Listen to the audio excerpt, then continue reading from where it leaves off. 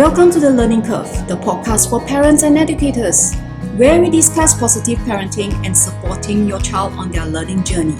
As parents, we all want to provide the best possible environment for our children to learn and grow. But with so much information out there, it can be overwhelming to know where to start. In this podcast, we will explore practical tips and strategies for promoting positive parenting practices that can help your child thrive. From building strong relationships to fostering independence, we will cover a range of topics that will help you support your child's learning journey and promote their overall well-being. Join us each week as we interview experts in the field, share real-life stories from parents just like you, and provide actionable advice to help you navigate the challenges of parenting in today's world. Whether you're a new parent or have been parenting for years, we believe that every parent can benefit from a little extra support and encouragement along the way. So let's get started on this journey of positive parenting and supporting our children's learning together. Today, our special guest is Michaela Kay. She has a decade of working in the field of education and believes in lifelong learner. Ms. Kay has a Bachelor of Arts in Classics and a Master's of Arts in Education, focusing in curriculum and instruction. She is certified to teach from K to 12. Ms. Kay also found Kaytastic Learning in 2020 during the COVID-19 pandemic to specifically address the real concern parents have surrounding their child's education. So every child is capable of greatness and deserves the absolute best education. Now, without further ado, let's welcome Ms. Kay. Hi everyone, and welcome to Learning Curve with Lapwai. And today I'm very honored to have Miss Kay, Michaela Kay, with me, who has a decade of working in the field of education, right? And she also is a believer in lifelong learner, right? Miss Kay has a Bachelor of Arts in Classics, Master of Arts in Education, and she is certified in teaching from K to 6. All right. Michaela, Hello. I think that you want to introduce and let the audience know more about you. Yeah, so just specifically around my background. So I'm Miss Kay. I am also a learning coach. So I'm the founder of Kaytastic Learning. And really creating that business was set in my real love of learning and the true belief that students deserve the absolute best education possible. So I've been in education for 11 years, as you said. I've been teaching for 7. I've taught K, 4th and 5th in the classroom. And then I've worked at every grade level with kids of all ages, K-12. And that's what I specifically focus on within my business. So all ages, K-12. And I started it in 2020. So it's been 3 years of Kaytastic Learning, which is really, really exciting. In September will be our 3rd birthday. Oh, happy birthday in advance. So I'm excited about that. First question for you. Can you tell us about your background, like what inspired you to create Kaytastic Learning? Yeah. So to me, what really inspired me was I've always wanted to do more, especially working in education. So I went back, I got a master's degree in curriculum and instruction. I love curriculum. I love talking about the ways in which students learn best and how that can really be created and set in a classroom. But from there, COVID-19 really happened. And throughout the pandemic, I was thinking to myself, I need to do more. I'm that type of person. I always want to be providing more. And I was feeling and hearing the frustration from parents, with their kids falling behind, not getting enough support, kids kind of struggling with that online learning process, not really doing as well as they once were. And so from that, I was on my way to see my mom and my dad literally driving on the highway. And I was saying to myself, what can I do? What can I do? And I was like really pondering on that for a while. And as I was driving to my parents, I was like, oh, I'm going to be a learning coach. I'm going to start my own business and I'm really going to help kids one-on-one and in this small group setting to really help them on the specific goals that they are personally working on. So that way they could be really elevated, but to specifically focus on the areas that they're struggling with. So to kind of meet those gaps and fill those in as well, but also help ignite that love of learning for them because I think, especially during COVID-19, that was a big issue for a lot of kids, just feeling unmotivated, not wanting to be in class, losing connection with that school, their teacher, their classroom and community. So from there, I created Kaytastic Learning. So after that car ride, I literally started from there and I launched my website. And now that's grown to me selling resources and having more one-on-one classes, small group classes, and also having a sweater shop and a merch shop that really helps also, promote that love of learning too. So I think I have over 50 different items in my shop now that is really geared towards promoting learning, which is incredible. Super amazing of how you have formed this whole thing of yours, a little baby of yours, business that can help children and also to encourage them to be a lifelong learner. But what is your approach? I mean, between the school, teaching in a school or in a class is very different from like teaching in an online space.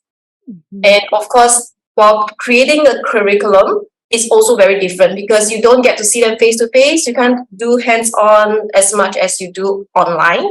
So what's your approach in designing curriculum or guides on how to teach the children for online? I'm really lucky that I got to study it, right? Because I went back and I got my master's degree in curriculum instruction, I got to spend 2 years focusing on all the nitty gritties of curriculum, which I think that has really helped me understand curriculum and look at it in a different way. So my simple process is first I, kind of hear and learn about like what a child's specific goals are, but also what their strengths are. I think a lot of times as educators, we go in, we're like, oh, this is how we can help. This is how we can help, and kind of look at the areas in which that student is struggling in. But for me, I utilize their strengths. If there's a child that's super creative, we're going to do creative projects, even if it can't be as like a hands-on based project that we would do in person. I would more have them lead that independently and kind of build that from there. And I think that's really important for them to be able to utilize their strengths within their learning.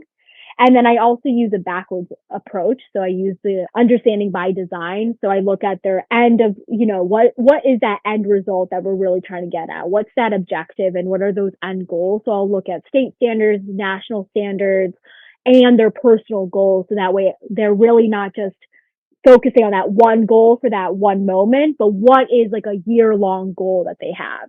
And from there, I work backwards and I create steps that we could utilize in order to really scaffold that learning and really help them get to that goal while also including their interests. So I think one of the biggest things is that we need to be able to utilize what kids are interested in, what they like to learn about, and also provide them with other opportunities for that. So if there's a kid that's super interested in science and they've learned a lot about ecosystems and plants, maybe transferring that and having them learn about space and the world and the way in which the ecosystem works within the world. And so offering them those other opportunities to continue to cultivate that love of learning, I think is really important, and having them ask big questions and wondering and being able to explore that within their own learning, I think is really important. I also like to integrate learning, which I think is key. So to me, I don't just look at each subject as its own, just math, just science, just reading, just writing. I try to use multiple perspectives in looking at those subjects and really have an interdisciplinary approach with them. So if we're doing a math project, we're going to incorporate some science in it. We're going to incorporate some writing about it. We're going to have some data gathering. And I think that is really a cool way to approach how I go into teaching, and also how I go into like building those resources for those kiddos. So that way they do have these like really cool opportunities to learn and cool projects that they can be a part of. But I've never been the type of teacher that, just wants to sit and, kind of have a PowerPoint and say, this is what we're learning, and just going through that. I'm big on conversations. We know that. But to me, having that involvement is just crucial. Yeah, I so agree with you. Getting the child involved is so, so important. Because especially when you're teaching in school, you have a big class. and not everyone gets to, chip in their ideas, share their ideas and things like that. Yeah, and I think that's also like community building with that, like in a classroom or a small group setting. Like just having fun. I have this alien hat. Her name is Barb, and I just wear her every once in a while. And, we talk about Barb and Barb's day, and we write about Barb, and just including like all those fun little things that can just excite learners again. I have these. I just happen to have them on my desk. They're little learning buddies, so they put them like on their finger or on their pen, and as they're writing, it's all these little cool ways that I think we can engage students within their own learning that at times we kind of forget or miss, or we get so caught up in what we need to do, where literally just having a kid take this little fun little, I don't know, eyeball guy and just putting it on their pen and being able to write, it's just fun and might make them write a little bit more or something of interest or help them ignite their imagination again. All those things are fun. Oh, that's fun. And a lot of parents think that online is kind of like difficult for the children to learn, right? So after the COVID-19, what do you see the pain point of those parents and children, especially about their learning environment, especially nowadays? I know COVID-19 is like few years away and everybody's like, yay, it's over. But we are living in a new environment now. It's like they're quite the new normal, where a lot of things are still going online, even though a lot of people prefer to meet face to face, like teaching face to face. So, what's the pinpoint that you see between the past, the COVID-19 period, and now? Mm-hmm.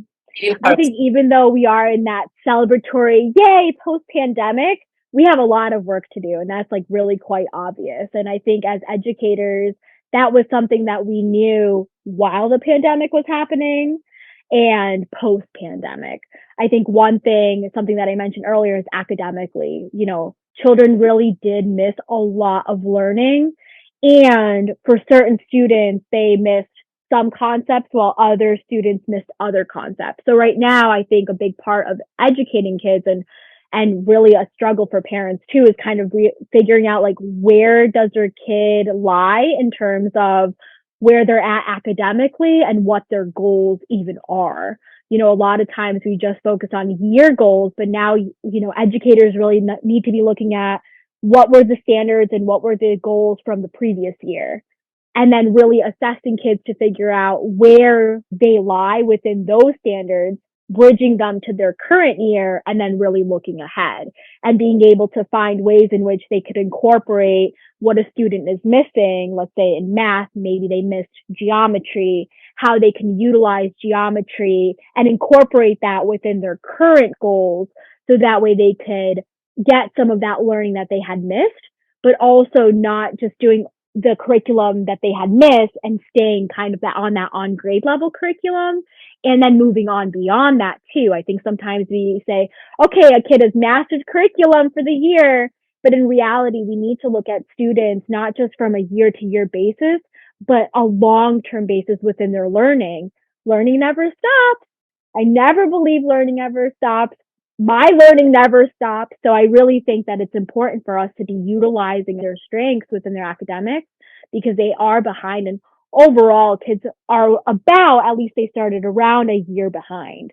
So we see a lot of that coming into this school year and really working on that and really helping them kind of accelerate their learning, but also not just to, I think there's a big push to just expose kids to overall all the concepts, right? But in reality, we still need to make sure that they really do understand what they're learning, especially when you're thinking about kids in the primary grades.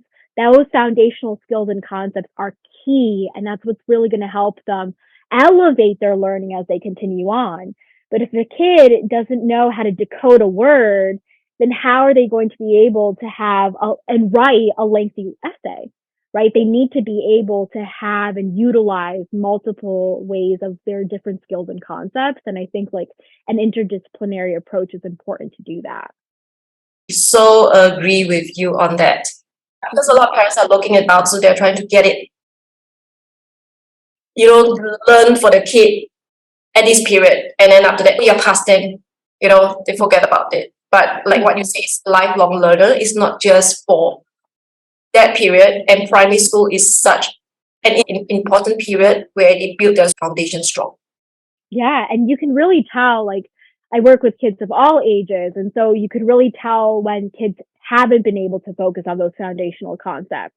Even just spending a couple of weeks focusing on those skills really helps them long term within all of their academic goals. But when we just kind of focus on sprinkling all the different skills and concepts, that's just a lot, and they can feel very overwhelmed by that. And I think that can be another issue that we have kind of post pandemic is we have the academic aspect, but we also have like that socialization and developmental challenges that have been created from it, really. And so I would think like, a lot of times kids are struggling with just feeling like frustrated or upset or just overwhelmed with the amount of information that they have. And also, I would say constantly hearing that you're behind probably isn't very motivating.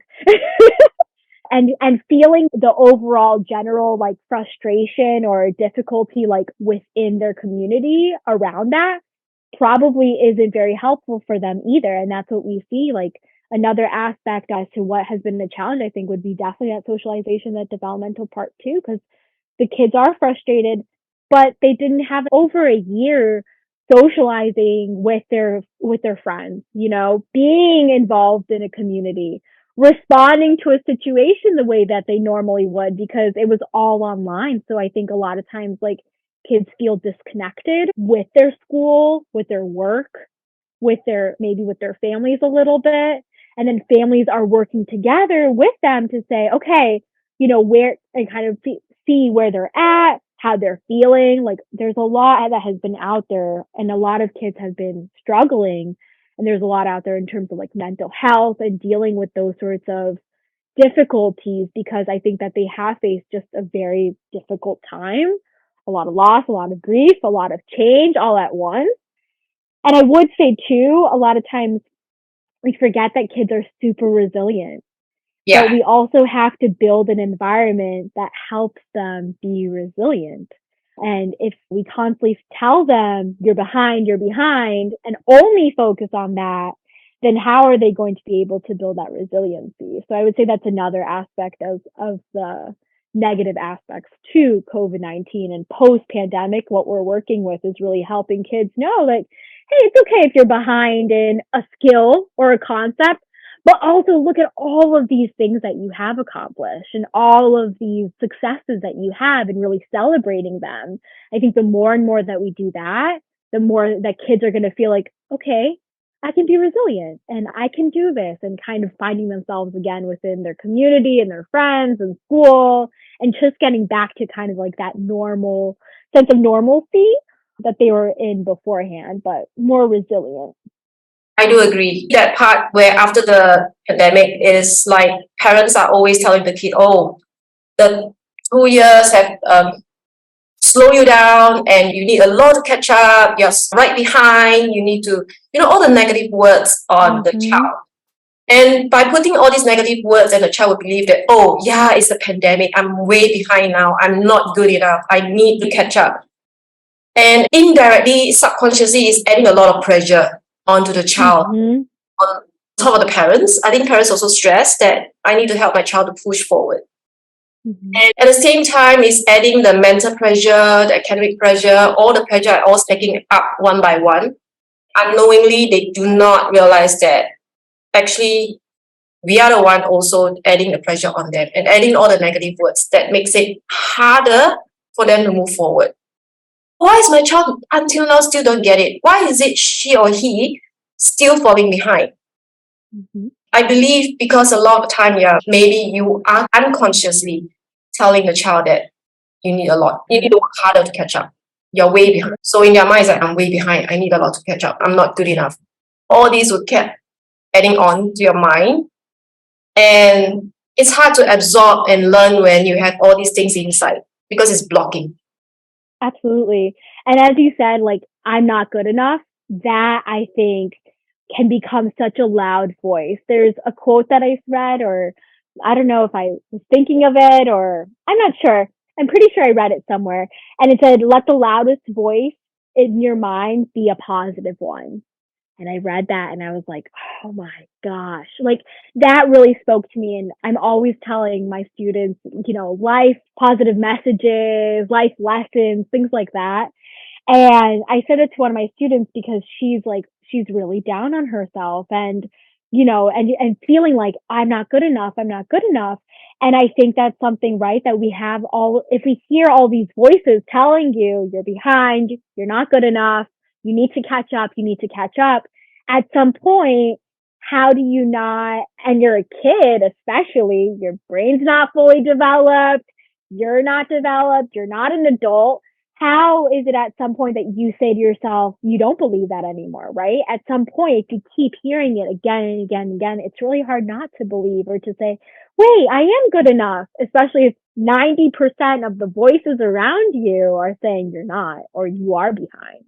But even if we started changing that and saying, hey, you're a bit behind here, right? And it's important to acknowledge like where they're struggling, sure. But to only hyper focus on that, I think also is a huge detriment to them long term too. Because if you're thinking at 10, you're not good enough, what are you going to be thinking at 20? What are you going to be thinking at 30, at 40? And what are you going to be realizing at 50 is I was good enough. I was good enough then. I'm good enough now. I'm good enough to continue.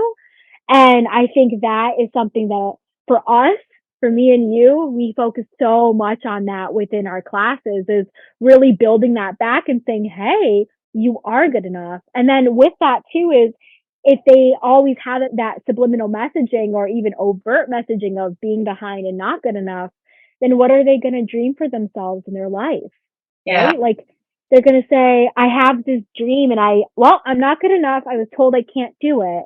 And so we don't want kids to be struggling at 20, at 30 through college and throughout their life and just saying every time they have this idea, we want them to say, hey, I want to try that, right? I want to give myself an option or an opportunity to go for my dreams and to really dream big. I think that's something that I write at the end of every year in a book for every single student. I write a note. And this year I wrote in every single student's book, follow your dreams. And we did a lot of work this year around dreaming big. But I think that's so crucial is kind of taking that messaging and turning it around and maybe recognizing when we've said it a little too much too. Yeah, true. A lot of things that the parents have to realize that in order to bring out the positive words to the child and being conscious of what we say to our children as well. So what's one word or one quote that you will give to the parent to help the child to believe themselves and to be a lifelong learner? Oh, that's a good question. The first thing that comes to mind is you can do it. And I feel like that is like really simple. But I don't know, that's the first thing that pops to my mind is that you can do it. And when you say that to a student and your child, believing that. Like when you hear any time in my life when I've been feeling down, upset, feeling like I'm not good enough for something, and I have someone with all this positivity and true belief that like you can do it, that has made the world of a difference. Like I'm an immigrant from Greece. I live in America. I came here when I was 4. I knew no English, nothing at all. And here I am with a master's degree, a business, and I'm continuing to grow and continuing to learn.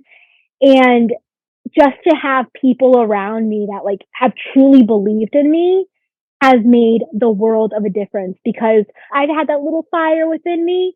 But just to have someone, like, especially when you're feeling down on yourself, say, you can do this. Like, I really believe that you can. And even when you're watching Survivor and all of these shows and you see these obstacle courses and these people are just going for it, I watch that and I am completely inspired. And I think too, remembering that our kids are inspirational. They are the next generation.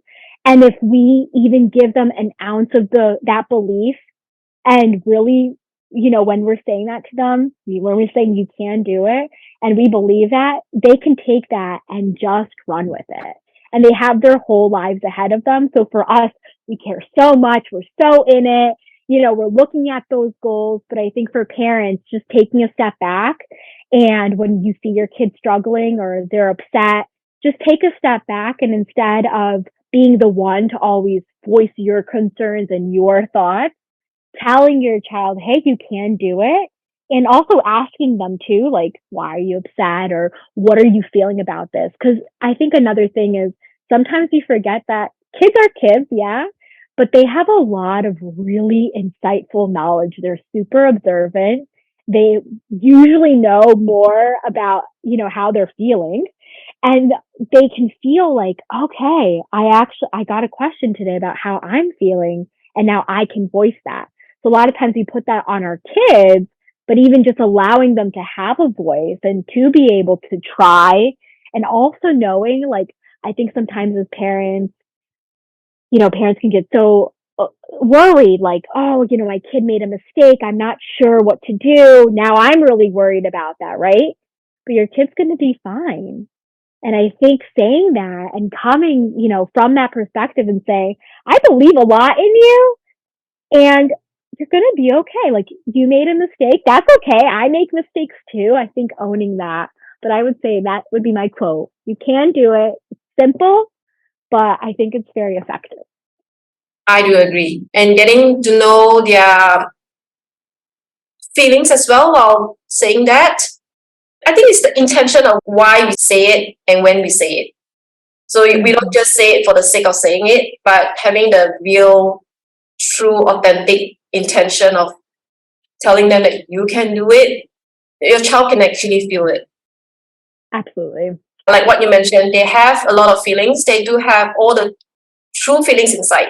Unlike us for adults, we are so used to, covering that feelings that sometimes we do not know how exactly we feel. But for the children, they know how they feel exactly and at the truest moment. So when we say and we trust our kid, we have to be from our real self. Absolutely. And I think too, that's something that we could learn from kids. I always think that, with teaching and with learning, it's not just about giving, but you can receive so much. And kids can teach you so much about how to express yourself again, right? Like adults can get so caught up in their everyday life and doing what they need to do, making sure the checklists are written and they're checked off. But kids can really remind us what it's like, obviously, to be a kid, but to feel your feelings, to express yourself, to go for what excites you and interests you. I always think that people could truly benefit from working with kids, because those that do, we get to still have fun and have excitement with learning, and we get to be silly. I think if I wore my alien hat in the middle of an office, I would get some looks. But in a classroom, it's pretty normal for teachers to come and they're dressed up. Whenever we read Harry Potter, we're wearing like wizard's robes and we have wands. And I think that that's a lot to learn from the kids too, is they get excited about things, and reminding ourselves that we can be too. And we don't have to be so hyper focused on fixing all the problems all the time. And children are our greatest teachers. Yeah. They teach us a lot of things that we have actually either forgo or forget. Because like what you mentioned, the children will bring us back to the ground and coming back to a realization of our true self. Absolutely. Absolutely. Wow. I couldn't agree more. Great conversation today. Thank you so much, Miss Kay and Michaela. I believe all the schools are calling you Miss Kay. Yes, Miss Kay.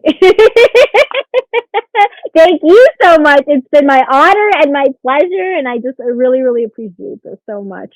This is a beautiful community that you've built. Thank you. And I hope all the audience who are listening in get all the gist and all the information that Miss Kay has shared with us. It's really, really useful, especially for primary school children. All of my contact information, everything is at Kaytastic Learning. And so they can always feel free to contact me and ask me a question or just reach out and just connect.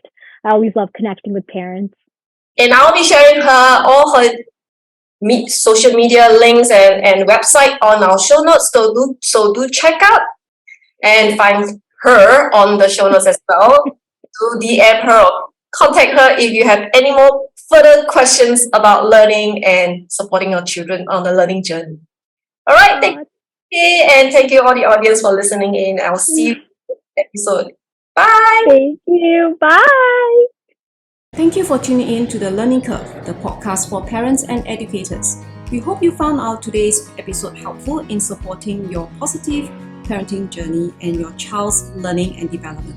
If you enjoyed this episode, be sure to subscribe to our podcast on your favorite listening platform so you will never miss an episode. And if you found value in what you heard, we would appreciate it if you could leave us a rating and a review. This helps us reach more parents like you who could benefit from our content.